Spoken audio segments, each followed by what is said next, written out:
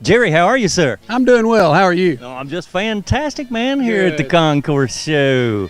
Man, 3-cylinder Thomas. Wow. You know, I don't think I've ever had anything like this on the show, man. This is fantastic. The thing is in excellent shape, folks. When Dollar Bill, you got to cover it because you probably won't never see another one. You won't see them on the street ever, right, Jerry? You won't ever see another one. Yeah. Because to our knowledge, this is the only 3-cylinder left. Oh, boy. It's the only survivor. It was made by Thomas Flyer in 1904. It was the only year they made the 3-cylinder.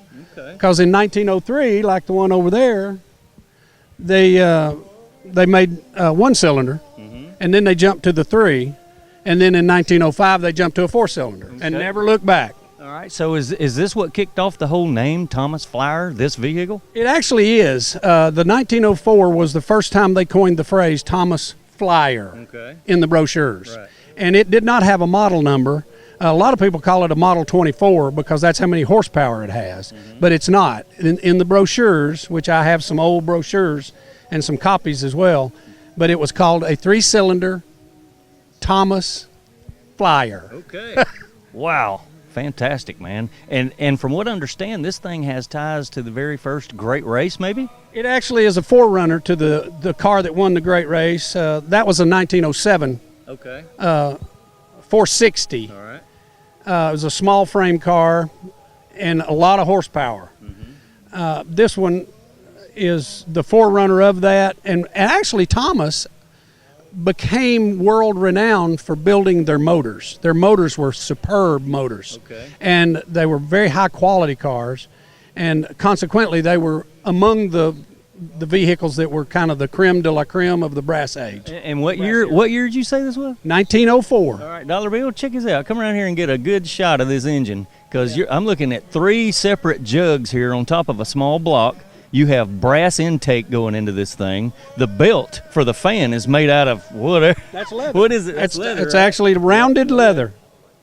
Wow, a fantastic job. I mean, back in the day, Thomas was probably on top of their game putting something together like this. A lot of brass going on. The brass era was hot. Check out those lamps, the headlamps.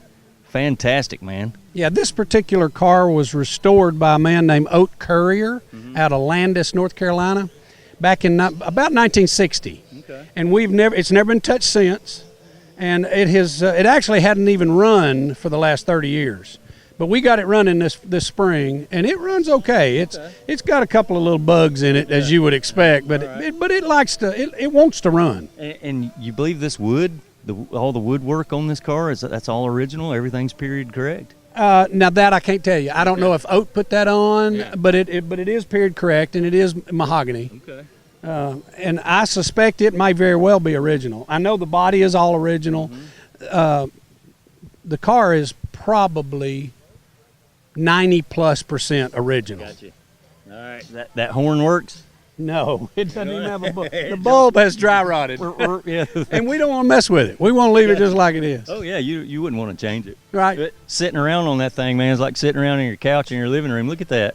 Wow, diamond tough interior. Yeah. That's just, man. So what about the way Thomas did it? Yeah. So what about a top for this thing? I mean, I see the little brackets here for the top. Yeah, it actually has a little Surrey top, and it's made of wood. Okay. We've got it at the barn.